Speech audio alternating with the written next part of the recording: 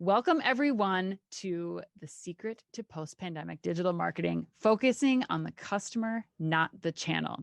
We have this very special Omni Talk special event where we go deep into the key retail trends with the people, the companies, and the technologies that are shaping the future of retail. I'm your host, Ann Mazinga. And as we all know, there have been a ton of shifts happening as a result of this pandemic, this ongoing pandemic. Customers have changed their shopping behaviors. They're discovering products differently, engaging with retailers in new places, on new channels, and in new ways that are requiring brands and retailers to evolve their thinking around talking to their customers. So, lucky for all of us, we've brought in an expert. Today, we have Lisa Collings, the Senior Vice President of Client Development for Epsilon Digital Media, who will be joining us today to talk about how retailers and brands can get better at putting their focus on this changing customer. Lisa, I could not be happier to have you on the show. I know we've been hearing from our marketing friends that this has been quite the year. They're just kind of getting their heads above water. And now, things are changing even faster. Tell us a little bit about what the last few months has been like for you. Are you hanging on? I know that you're a strong woman in the industry. Tell us how things have been going. Professionally, definitely hanging on with two teenagers and all being home during this period. I think that's been my biggest challenge, and Wi-Fi speed. But all joking aside, I think it's really been difficult, but I think it's been invigorating, and I think it's been really kind of reflective. And I know that with the pandemic, people don't always use these positive terms. I'm kind of a gratitude-based person, and I try to always help my clients look at what the possibilities are, because really, retail has been transforming since the day of time. I mean, you used to decide where you're going to put your corner store and hope that people pass by. And now everybody thinks everything's measurable. And that was the start, and that's where we are. So I just think transformation is inevitable. Well, I am excited to talk to you about this today. A reminder to those of you who are listening live that Lisa and I will be taking your questions in the chat as we go through this conversation. So if you have questions for Lisa, something you want to bring up, something you want to ask the Epsilon team, you have examples that you want to throw in, we would love to hear from them. So go ahead and put those in the chat. Lisa, we've got some big topics to discuss today, but before we get there, I want the audience to know a little bit about you, because you're one of the most exciting, engaging people I've talked to in a long time.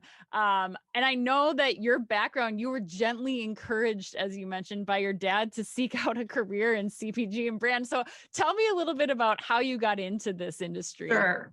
So I'm a proud daughter of an art and science combination. My dad was in sales, and my mom was in medicine. She wanted to go to medical school, but got a little bit of a late start because of her kids, and went on to get her nursing degree and her master's of public health. So I'm truly a child of art and science. And I went to school and got a degree in marketing after I started in journalism. And I always take that art of storytelling with me because I think it served me well from the brief time I had as a journalism major into what I do now in marketing and working with clients on how to tell their stories. And my dad encouraged me to take this job with P&G. And I said, God, I don't really want to drive a station wagon and pick up damage. And he said, this is going to be the MBA of your life. So I really grew up in the grocery store, and I was with P&G 4 years in their kind of management training program. And it was wonderful. And they give you a manual, and they even, tell you how to, go to the restroom in Cincinnati headquarters. So you had a map. But I took a lot of those stories away. And for a while, I carried this binder with me. I'm dating myself because they taught you so many things: how to read someone, how to, interact with people, how to make a critical decision, how to write a business case. So that was foundational for me. And then I moved into the agency world, which I'm back 3 times a charm with Publicis. And I worked at DDB under Omnicom. I worked at Ogilvy under WPP, and then I'm back at Publicis. Epsilon was acquired by them 2 years ago. But when I left advertising, I felt I had a wonderful foundation of branding, and I worked in CPG a long time, General Mills, Unilever. I also got experience in QSR, which I thought was great because QSR moves much like retailer, the speed of retailers. And I even worked a little bit in finance. So I took that branding view of the world, which I think so many of my clients appreciate because I didn't grow up where everything was digital, everything was measurable. And I brought that art and that strategy. And then I moved into consulting and the digital world. And I've been at Epsilon Digital Media now 10 years. And I think that kind of background has served me well as we start to get into the kind of, call it intersection of everything we're dealing with in omni-channel, in the customer driving the conversation, and in all these tools that we have to have this communication. So I think it was serendipitous that I took this kind of windy road. Well, I love that story. And we've had so much crossover. I've been in Omnicom, I've been at Publicis. I feel like they just, you just kind of move from all the companies, one to another, but gaining a ton of experience that I think you're right, helps you as you're figuring out how these brands can be telling their stories throughout these constantly changing mediums. And I'd love throughout the conversation to really get a sense of too how Epsilon is partnering with these brands too. But let's talk first. We just heard in the news this week that Instagram is going to start piloting ads now in their Instagram shops. Just one example of the multitude of channels that are coming towards marketing teams and brand teams right now at retailers. What are some of the things that you've been hearing of from your marketing teams that you've worked with? Because I think it might help our listeners feel like they're not alone. Like some of the challenges that they are facing now, day in and day out. What's kind of coming to the fore for you? Well, first of all, I tell all my clients, you're on your journey, and never be swayed by the fact that you think you should be somewhere faster than someone else because they're on their journey. And by the way, everybody, when we ask them to kind of grade themselves on 4 or 5 key things, which I'll talk about in the interview, of some things that are really fundamental to, I think, the transformation of retail. Everybody kind of is hard on themselves and they're all behind. And I tell themselves they're all behind. So don't feel bad. So that's the first thing I say. And everybody goes whoosh. And second thing I say is don't get kind of swayed by the shiny objects. You have a brand, you have a KPI that you're driving towards at the enterprise level, and you have things that you are accountable to as a CMO, a CIO, a CTO, as SVP of merchandising. I deal with a lot of different folks, and there's a collision between marketing and tech like nobody's business.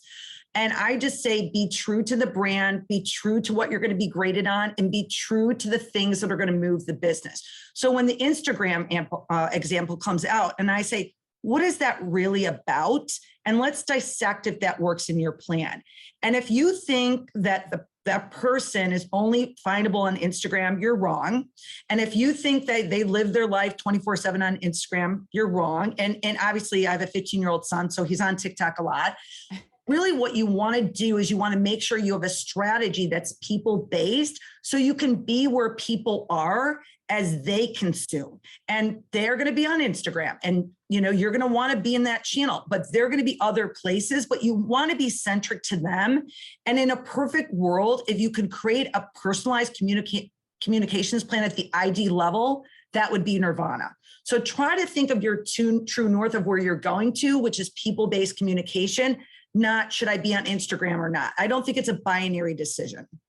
I love that, Lisa, because I do think that there's this pressure, in the industry to be staying on top of all these things and to be, exploring them or trying to figure out how they fit into your larger media strategy. But, it makes so much sense to be just, keeping the focus on your customer, like you said, your individual client, where they're shopping, what their other habits and behaviors are outside of that one particular channel. Because you're right, it's not all going to happen in that one space, even if that's the developing or hot space. Right. When we first met, you had this brilliant list, and you just mentioned it, of kind of questions that marketing teams could kind of start to ask themselves and ask the partners that they're looking to, because that's, on top of the channels that are out there, there are so many partners that are out there in this this ecosystem who can help support marketing efforts. Can you take us through a little bit of how you suggest that these teams kind of apply this rubric? Yeah, and what I will say is more and more, I'll just give a little background about who I'm working with and who I'm giving this advice to and who's in the, yes. so, I work in retail, but I've got everything from like auto and, DIY auto companies and companies that change your oil to big beauty brands, to some luxury brands, to, jewelry, which is back, engagements and weddings were dead for so long. So I can get excited about, oil changes as much as I can get excited about. And I think everybody has kind of this common theme. If you read any 10Ks or you sit in a room with a CIO, a CMO, merchandising, whoever, it's like, we want to acquire more of the customers that are like our best customers, and we want to keep our best customers. And it's like, that's almost fundamental to every sub vertical and vertical. And so what I say is, where are you in that journey? And here's some of the questions that you can ask yourself and your colleagues, because more and more there's this intersection and interdisciplinary approach to solving problems. No longer is the CMO driving it. You've got to have your technology partners in the room. It takes a village, and more companies that are successful, that are accelerating, are getting out of their silos. They're embracing omni-channel, not talking about it. So I would say to any of these executives sitting across from me, first you have to fundamentally think about your infrastructure. And I didn't really get into marketing to kind of get into the tech piece of it, but more and more it's table stakes. You can't. So do you have the right infrastructure that just allows you to know, particularly with your first party data? Now there's some clients that, again, have less first party data and more, but do you have a handle on that? And is that in a place where you can kind of get your hands on it and everybody can leverage it in addressable channels and non-addressable channels? And some people, and I'll use some terms here that might ring a bell for people and stuff. I need a data lake. I need a CDP. I need a data mart. What you need is something that's going to work for your organization, that centralizes your data so you can be people-based. That's going to be table stakes. So how are you asking the questions of your organization of where am I in that area? I have clients where they have a loyalty database, they've got an online database, and they're working on it. I've got some who've created an awesome data lake that's really, really able to be nimble and drawn upon by many groups. So one thing is, how are you dealing with your first party data and how are you going to activate any other data you can bring into the organization at the people level? That's first. Second, activation is key, because I always say, if you can talk to a bunch of people, but you don't know anything about them, you're going to kind of be irrelevant. Right. If you can know a ton about people, but you can't reach them at scale, how are you going to be effective? Because I have many CMOs that say to me, talk to me about things that are going to be $100 million ideas. I want to test and learn. I want to do that Instagram thing. I want to do that little, lapsed user thing, if it's little, but I need things that are going to be big and volume. Right. So how are you going to activate that in your paid and known channels? And do you have the tools to do that and the partners to do it? And then find, how are you going to track your progress? I always say to clients, at the end of the year, if you do something with me or someone else, and you're sitting across from your board of directors or your boss or your shareholders, how would you say, after I expended that energy, I made that capital investment, I put this resources in place, that I was successful, and I had a KPI and a report card that the whole enterprise embraced and would score themselves on. So know what you're trying to accomplish, and then put the closed loop reporting and the metrics in that will allow you to know. Because I know a lot of people, they'll deploy technology, they'll do stuff. At the end, they really don't know what they got from it. And it's very frustrating. Well, and I have to imagine too, Lisa, when you bring up, this marketing once being the core responsibility of the CMO, but now it's bringing in other tech partners. I would imagine that you also have to have metrics that serve each of those silos that you're agreeing upon. Is that the case? And have you been able to kind of help coordinate that? Yeah, it's funny. I have an early adopter client, and my client was a gal in beauty, and she was my client at the director level at one company, and then she became a VP, and now she's the chief digital officer. And in just her span of knowing her, her job has changed so many times. And some of it has been something that she had historical perspective on, and some of it she grew into the job just like all of us. And so this company is very omni-channel focused, and they have decided when we're going to make a decision about marketing, about infrastructure, we are going to get in the room as 4 leaders, the CIO, the CMO, the chief digital officer, and the CTO. And we are going to say, the end of the day, how are we going to judge ourselves? And it's not these individual KPIs. It's what's going to drive the enterprise for channel sales. Because this client doesn't care where you buy it. And nor should a lot of things. If you want to buy online, pick up in store, if you want to buy, where you're, e-commerce, if you want to go to the store and have a sensory experience, the consumer doesn't say, oh, I'm buying online, picking up in store, and that digital performance ad, and oh, this TV commercial is branding. They go, I want to have a frictionless experience. I want to have personalization. I want to get things when I want it, how I want it. And I want to have brands where I can have, a value-based experience based on the KPIs that I've created for the brand. I love that, Lisa. I laugh out loud, only because I've been sitting in so many of those rooms where we use these industry terms, and yeah, the customer is just like, I just want, when I open my trunk, I want the right groceries to be in there, and I don't want to have to come back, and all of the language that we put around that.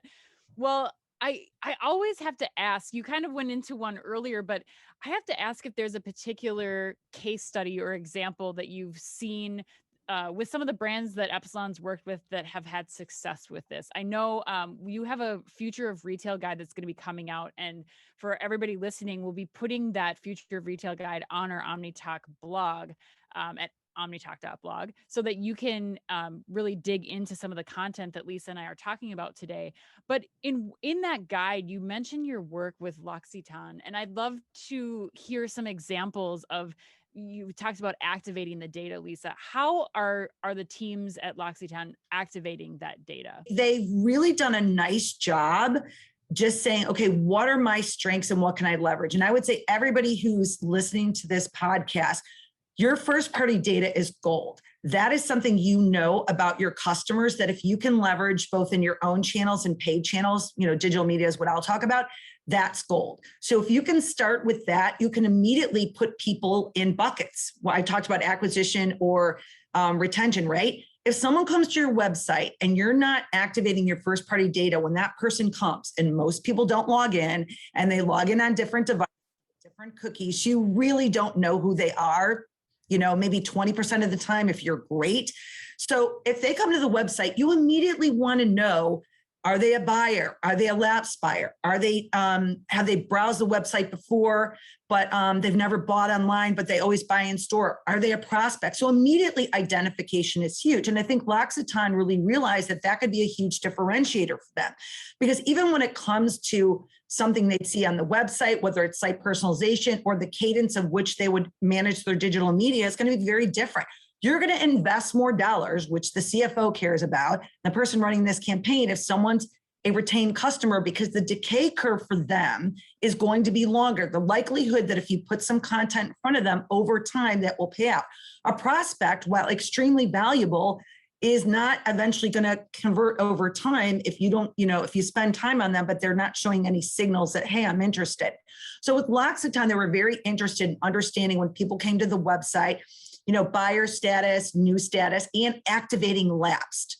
And so this case study is about the idea of first identifying people in the wild or when they come to the website, knowing what status they were with the brand, and really creating a personalized journey that eventually, over the time period that we wanted to measure it, would show that investing in lapsed people with the right content at the right time would drive more purchases. So the stats I don't have off the top of my head, and that'll get you to look at the guide, but they increased their incremental return on ad spend, and they increased their ability to reach lapsed, and they were really able to quantify this investment. And their thought was, this was a valuable thing to do, both from a brand experience perspective, so that art, but from a quantitative perspective, which is that science. Well, and Lisa, I know privacy comes into play here too. You're talking about, knowing the customer the second that they're hitting your website. How are you helping people think about that component of this too? Because you want to get that rich data But then you also have, changing regulations, Sure. and, cookie changing, they're Right. changing policies around cookies. Right. Tell us kind of how you're suggesting that your clients approach that challenge. Well, first of all, you have to be working with a partner that is respectful of privacy and privacy compliant. And, I've been in this industry a long time. And what I will say, just a plug for Epsilon, we started in the offline world before the digital media practice was integrated, several years ago. And that PII is protected. And when I say PII, your name, your address, your email, all that good stuff, that is protected. And it should continue to be protected. And any partner you deal with, you should ask them the questions: how are you anonymizing data? How are you matching it? And how are you being privacy compliant? Are you being audited?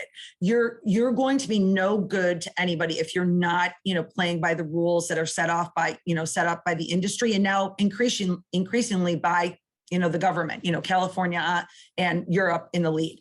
So you wanna do this, but you don't want to be creepy. So when you're onboarding that data, right, be anonymized in the non-PII world. So I'm Lisa Collings, but I'm really 1, 2, 3, 4, 5, hydrangea, I like hydrangea, in the wild. And what you want to do is be able to know enough about me at that right time. And doing that in a way, though, that I'm getting the relevant content at the right cadence, but it's not spooky, and being compliant. And the fact that Google is now saying, third-party cookies are an intrusion, you're going to need to opt in, is going to be a game changer. And while they've postponed their announcement, I still think that you need to be thinking about this now, because Apple has already made the move, and everybody has an Apple device. I'm trying to find mine. I was going to wave it, but everybody has an Apple device, or a good chunk of the world does. And right now, if you can't reach people in that privacy compliant way in Apple's ecosystem, which is a first party cookie. So, you have a first party cookie, you're not going to be able to message people on an Apple.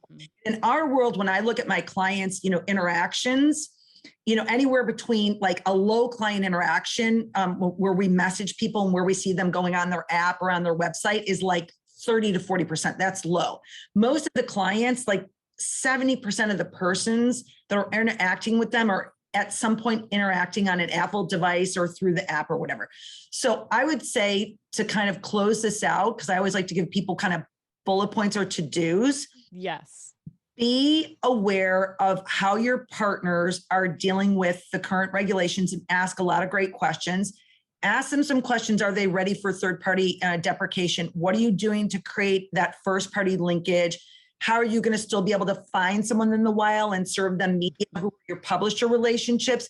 And how are you really being active in this dialogue, which is pro-consumer, but pro-personalization? Because I don't think consumers are going to opt out.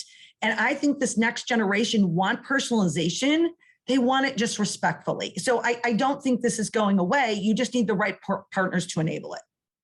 I could not agree more. I think that, more people will be accepting this than won't, when we look at this next generation of consumer. For sure. You mentioned, Lisa, working with your publishing companies.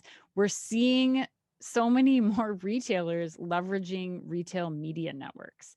Can you explain for some of the listeners today who might not be familiar with what those are, and just the role that retailers and brands play as it compares to maybe those traditional relationships, traditional media buys, that kind of thing? Sure.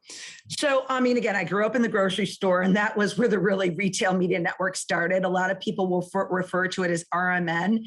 It started kind of as shopper marketing, right? Okay, I'm Procter & Gamble. That's where I worked. And I want to display at the grocery store, or I want to, own the circular, these old words. And they would give the retailer money to basically own something that was, of value to them as it relates to the customer, the front of the store, or the circular, which was media. So fast forward a lot of years, I'm not going to tell you how much, and retail media network is really taking that same concept, which as a retailer, I have assets, and they're valuable assets.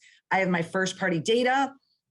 I'll get out of the digital world for a second. I have my store experience. I've got my channel which is, email and direct mail. And I've got, programmatic channels. I've got on-site, which is my own channels. And all I'm wanting to do is say, hey, for the clients that I, sell in my store or in my digital store, right, whether it's beauty products at Ulta, or cold medicine at Walgreens, or, oil at AutoZone, I now want to give them a way to leverage my data and my assets to have a better, more relevant conversation with my customers, because my customers are a valuable asset. In fact, I say to my clients, that are in beauty and fashion, I say, you have a more valuable asset than Vogue.com. Well, you go, oh, their CPMs are this. And I go, but they have no transaction data. They can't tell you when this person last purchased. They can't tell you what they purchased, and they can't tell you if they're in market. So they might be aspirational and they might be into fashion and they might want to buy your stuff, or they might not. Your own data can show that to all the brands that are selling in your store, not to mention all the non-endemic brands. That's the brands that might still want exposure to your assets, because there's a relationship there, even if they're not sold, as part of your offering. So think about this, again, if you're a travel client or you're selling cars and you're a luxury brand, I mean, that's very appealing to some, what I'll call non-endemic audiences. So, and again, in a nutshell, if I were to break it down, it's leveraging your assets, your first party data, your own channels, your paid channels, in a way that helps either people sold or, again, brand sold, where you're having a relationship with the customer as a retailer, or even non-endemic. And I think more and more people see this as a monetization strategy. It's an experience strategy, and it's a differentiator. And you don't have to be huge like Walmart or Target or Amazon to do this. I have a lot of clients that are doing this very well, and they're starting with the brands that are sold in their stores and really having quite great success.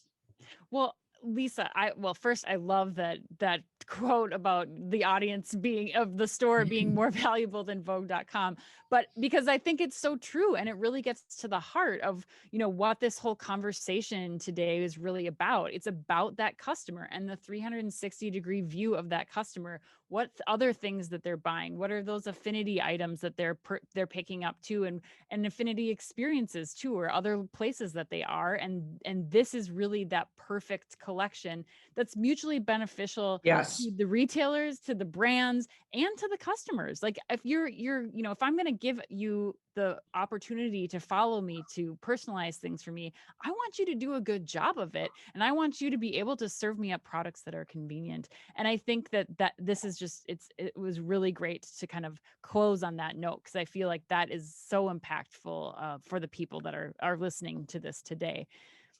Yeah, you made a good point about the customer. I kind of left them out of the trifecta a little bit, but you're right, because if you're able to understand not only where that customer is as far as the channels that they might want, you could give them the right channels, their own media plan, and maybe you don't send them so much email or direct mail versus exactly, because they're always in the app. So the brands that you're partnering with are going to get better channel mix, and that brand is going to know that customer, based on data, whether it's their current affinity, their current, breadcrumbs on the internet, or their past affinity, wants this because they've shown some signs of wanting it, or the data suggests they might want it. And, data is foundational to everything. If you kind of don't have that data later, and I said that before, it's like, if you know a lot of people, but know nothing about them, you got one, but you don't have the other one. And if you have the scale and you can reach them, it's 1 + 1 = 3. So the customer is a huge piece of that. Well, and they're going to keep changing, like just because they're doing things in app mostly this time, but as they age or as their lifestyles change or locations change, you're going to have to adapt as the retailer to those changes and where they are. And still, as you said, laying this foundation and getting that data layer set up, you have that to build upon going forward as you continue that relationship with the customer.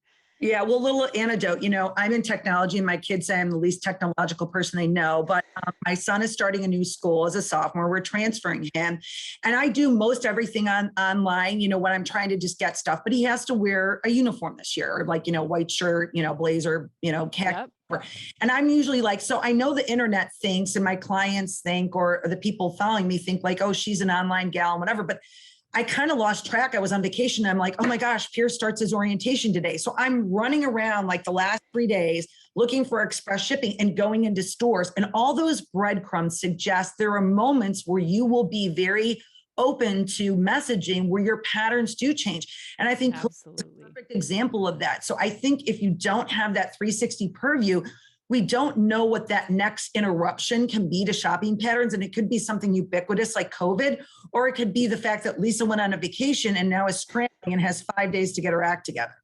Right. And where and how you're going to purchase that merchandise becomes the priority over, selection or what all the other things that you would usually care about in a leisurely shopping journey. Right. I'm like, okay, are you open tonight? And do you have size 11 shoes? Lisa, I have absolutely loved this conversation. It's been so informative. As we wrap up, I wonder if there's anything else that comes to mind, other advice you might have for, the marketing or brand retail teams that are listening to this, things they should be paying attention to that maybe they aren't. I have a little phrase that I call search and reapply. And I was leaving CPG and going to work in quick serve and on McDonald's. And I was being interviewed by the client and the guy running the business. And they said, well, gosh, like you've never worked in QSR before. And I said, yeah, and you should be happy that I haven't. And they kind of chuckled and I said, well, you guys at the speed of retail don't really have a lot of discipline. And when you launch new products, you don't think of cannibalization and you're not writing business cases. And I said, so there's this idea of search and reapply. And I love that because I think while there's always new ideas, I think you can take something out of anything that's current and try to apply it to your business where you are. And so I think where people get sidetracked in this tsunami of information and these shiny objects is they don't think like, how does that apply to my current problem? And if I twisted it 180, how it would look different. So again, I think fundamentals are super important. And I know they're boring, but get your blocking and tackling right. And that's your infrastructure, your IDs, your data.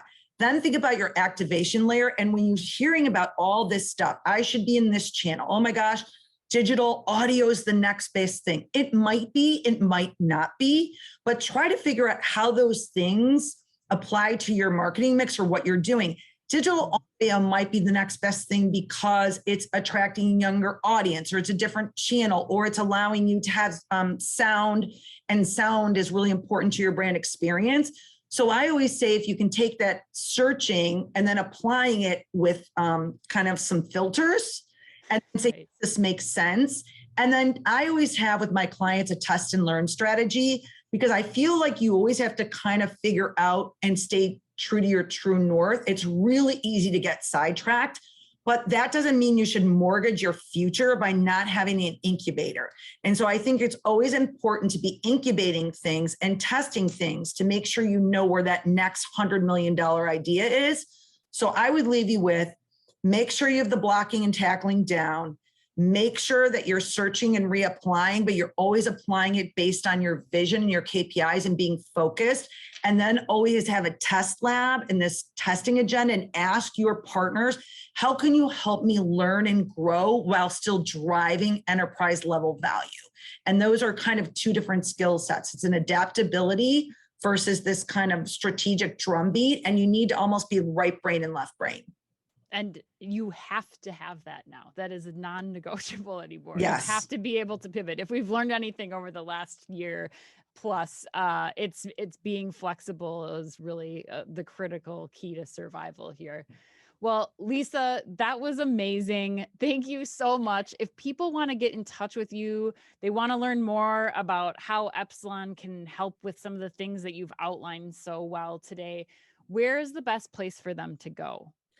So obviously you can go to my LinkedIn. I just said I'm not the most technical person, but I'm going to be checking my LinkedIn much more regularly over the next, weeks and seeing if anybody wants to start a conversation with me. I've always wanted to be a news broadcaster or journalism, so maybe this will be my start.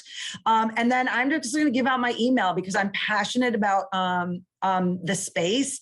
I'm passionate about my client's business, and I'm always looking to learn. And I think the biggest thing you get out of doing these things is people say, oh, you're doing the talking and you're giving your knowledge, but in order to prepare, you're learning. You're starting to think like, is this meaningful for someone else? When you have to articulate it, you're learning. And then when people ask you questions, you learn, and they might give me a different perspective. And I thought, wow, I never thought about doing that. So I would love to start dialogue with anybody that is willing to. And so I'm Lisa, Lisa Collings, Collings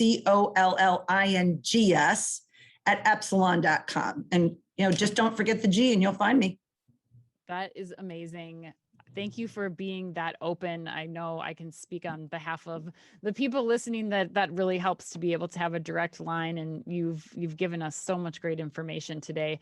I will remind everyone too that we also will have a copy of the Epsilon Future of Retail Guide on our website soon at omnitalk.blog. We'll be sending that out in email. So if you aren't subscribed to OmniTalk emails, you can do that at omnitalk.blog/subscribe, and we will make sure that you get that delivered directly to your inbox. We thank you so much for joining us for another OmniTalk special event today. And as always, be careful out there.